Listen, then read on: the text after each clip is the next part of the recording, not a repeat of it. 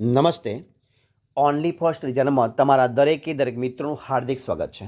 તો મિત્રો, આજે આપણે વિડીયોમાં જોવાના છે કે ગુજરાતની કોઈ પણ સ્પર્ધાત્મક પરીક્ષા હોય, તલાટી હોય, જુનિયર ક્લાર્ક હોય, વનરક્ષક હોય, પોલીસ કોન્સ્ટેબલ હોય, એએસઆઈ હોય, પીએસઆઈ હોય કે મિત્રો કોઈ પણ પરીક્ષા હોય, તો એના માટે મિત્રો જે તમારે એમસીક્યુ પ્રકારના પ્રશ્નો જે મિત્રો આવે છે, તો એની સીધી મિત્રો તમારી સમક્ષ આપણે લઈને આવ્યા છીએ. તો વિડીયો પૂરેપૂરો જોજો. અને મિત્રો, પ્રશ્નમાં તમને જોવા મળશે જનરલ નોલેજના પ્રશ્નો, ગુજરાતી સાહિત્યના પ્રશ્નો, ત્યારબાદ કરંટ અફેર્સના પ્રશ્નો. તો વિડીયો પૂરેપૂરો જોજો. શરૂઆત કરીએ આપણે વિડીયોની. પ્રશ્ન એક તમારી સમક્ષ છે. જો શું છે પ્રશ્નમાં? તો પ્રશ્નમાં છે કે પ્રશ્ન એક છે કે ઋગ્વેદકાલીન કયું ઋગ્વેદકાલીન સમયમાં રાજાનું એક કાર્ય જેનું મિત્રો આપણે ઘ્વેષણા કયું ઘ્વેષણા હતું. તો ઘ્વેષણા એટલે શું મિત્રો? ઘ્વેષણા મિત્રો કોને કહી શકાય? તો જવાબ શું બનશે? ઓપ્શન અ આવશે. તો મિત્રો, ઘ્વેષણા એને કહેવાય જે આપણે સાદી ભાષામાં જેને યુદ્ધ કહીએ. શું કહેવાય? જે એ સમયે જે યુદ્ધ હતું એને મિત્રો ઘ્વેષણા કહેવામાં આવતું. શું કહેવામાં આવતું? ઘ્વેષણા, જેને અત્યારે આપણે યુદ્ધ કહીએ. એટલે કે ઓપ્શન અ જવાબ બનશે યુદ્ધ. પ્રશ્ન બીજો, કયો ગ્રહ પાઘડિયા ગ્રહ તરીકે ઓળખાય છે? કયો ગ્રહ પાઘડિયા ગ્રહ તરીકે ઓળખાય છે? તો જવાબ છે ઓપ્શન અ, જે શનિ ગ્રહ છે. કયો ગ્રહ? શનિ ગ્રહ છે એ પાઘડિયા ગ્રહ તરીકે ઓળખાય છે. એટલે કે ઓપ્શન અ જવાબ આવશે શનિ ગ્રહ. પ્રશ્ન જોઈએ ત્રીજા નંબરનો, પ્રચલિત ચિત્ર કયું? પ્રચલિત ચિત્ર મધર ઇન્ડિયાના ચિત્રકારનું નામ શું છે? જવાબ શું આવશે? ઓપ્શન ક આવશે, રાજા રવિ વર્મા. શું નામ છે? રાજા રવિ વર્મા. એટલે ક જવાબ બનશે. પ્રશ્ન નંબર 4 જોઈએ આપણે. કયો પ્રશ્ન છે? રાષ્ટ્રીય એકતા દિવસ કયો દિવસ? રાષ્ટ્રીય એકતા દિવસ ક્યારે ઉજવવામાં આવે છે? તો જવાબ શું બનશે? 4મો જવાબ છે મિત્રો ઓપ્શન બ, 31મી જે મિત્રો ઓક્ટોબર હોય છે. કઈ ઓક્ટોબર? 31મી જે ઓક્ટોબર હોય છે એને રાષ્ટ્રીય એકતા દિવસ તરીકે ઉજવવામાં આવે છે.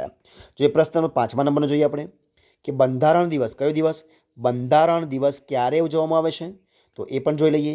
તો મિત્રો, બંધારણ જે દિવસ છે એ 26મી જે નવેમ્બર છે. કઈ નવેમ્બર?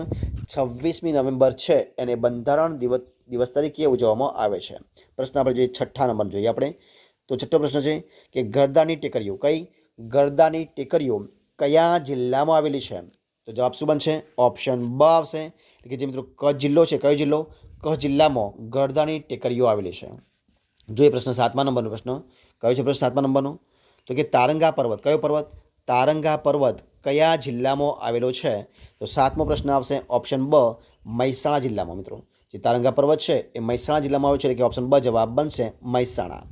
પ્રશ્ન જો 8મા નંબર જોઈએ કે ગુજરાતનું પ્રાચીન નગર કયું? ગુજરાતનું પ્રાચીન નગર જેનું નામ છે ધોળાવીરા. કયું? ધોળાવીરા ક્યાં આવેલું છે? તો 8મો જવાબ શું બનશે? ઓપ્શન ડ, ખડીર બેટની અંદર. કચ્છમાં જે ખડીર બેટ છે ત્યાં આગળ આવેલું છે. જે પ્રશ્ન નંબર 9મા નંબરનો શું છે પ્રશ્ન? આયના મહેલ કયો મિત્રો? આયના મહેલ ક્યાં આવેલો છે? તો 9મો જવાબ આવશે ઓપ્શન અ, જે વલસાડ છે. તો વલસાડની અંદર મિત્રો આયના મહેલ આવેલો છે. કે અ ઓપ્શન આવશે. જોઈએ પ્રશ્ન સોરી મિત્રો, જે 9મો મિત્રો જવાબ ક આવશે. એટલે કે જે ભુજ છે, કચ્છ ભુજની અંદર મિત્રો આયના મહેલ આવેલો છે. એટલે કે ભુજમાં આવેલો છે. ઓપ્શન ક જવાબ બનશે. જે પ્રશ્ન નંબર આગળ મિત્રો 10મા નંબરનો. કયો છે પ્રશ્ન 10મા નંબરનો? તો જોઈએ કે બારડોલી કયો? બારડોલી સત્યાગ્રહનો ઠરાવ, બારડોલી સત્યાગ્રહનો ઠરાવ ક્યારે પસાર કરવામાં આવ્યો હતો? તો 10મો જવાબ છે ઓપ્શન અ, 12મી ફેબ્રુઆરી 1928ના રોજ. ક્યારે? 12મી ફેબ્રુઆરી 1928ના રોજ બારડોલી સત્યાગ્રહનો ઠરાવ પસાર કરવામાં આવ્યો હતો. એટલે કે ઓપ્શન અ જવાબ બનશે. જે પ્રશ્ન નંબર 11મા નંબરનો શું છે પ્રશ્ન 11મો? રામ રાખે તેમ રહીએ ઉદ્ધવજી, રામ રાખે તેમ રહીએ. રામ રાખે તેમ રહીએ ઉદ્ધવજી, રામ રાખે તેમ રહીએ આ પંક્તિ કોની છે? તો એના ઓપ્શન આપે છે. જવાબ શું બનશે? ઓપ્શન અ આવશે. તો આ પંક્તિ છે મીરાબાઈની. કોની છે? મીરાબાઈની. ઓપ્શન અ જવાબ આવશે મીરાબાઈ. બરોબર છે. જોઈએ પ્રશ્ન નંબર આપણે આગળનો શું છે પ્રશ્ન આગળ 12મા નંબરનો. પ્રશ્ન 12મો છે કે આનંદનો ગરબો કયો મિત્રો?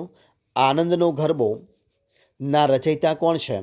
તો 12મો જવાબ બનશે ઓપ્શન બ, વલ્લભ મેવાડો. શું જવાબ આવશે? ઓપ્શન બ, વલ્લભ મેવાડો. એટલે ઓપ્શન બ જવાબ બનશે. જો મિત્રો પ્રશ્ન 13મા નંબર જોઈએ. શું છે પ્રશ્ન 13મા નંબરનો?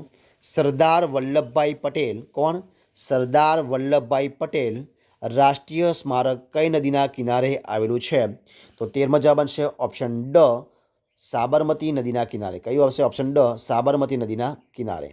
જે પ્રશ્ન નંબર 14 નંબરનો શું છે પ્રશ્ન 14મો કે સરદાર વલ્લભભાઈ પટેલનું જન્મસ્થળ કયું છે?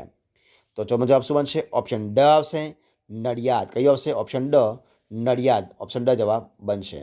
પ્રશ્ન નંબર જોઈએ આપણે 15મા નંબરનો શું છે કે સરદાર વલ્લભભાઈ પટેલે કોને? સરદાર વલ્લભભાઈ પટેલે બેરિસ્ટરનો અભ્યાસ ક્યાંથી કર્યો હતો? તો 15મો જવાબ શું આવશે? ઓપ્શન બ, ઇંગ્લેન્ડથી. ક્યાંથી કર્યો મિત્રો? ઇંગ્લેન્ડથી. એટલે કે ઓપ્શન બ જવાબ બનશે. અને આ વિડીયો મિત્રો છેલ્લો પ્રશ્ન, તો શું છે છેલ્લો પ્રશ્ન? તો કે આઝાદ ભારતના કોના? આઝાદ ભારતના માહિતી અને પ્રસારણ મંત્રાલયના પ્રથમ મંત્રી કોણ હતા? તો મિત્રો એનો જવાબ શું બનશે? 16મો જવાબ છે મિત્રો ઓપ્શન અ, સરદાર વલ્લભભાઈ પટેલ હતા. કોણ હતા? સરદાર વલ્લભભાઈ પટેલ હતા.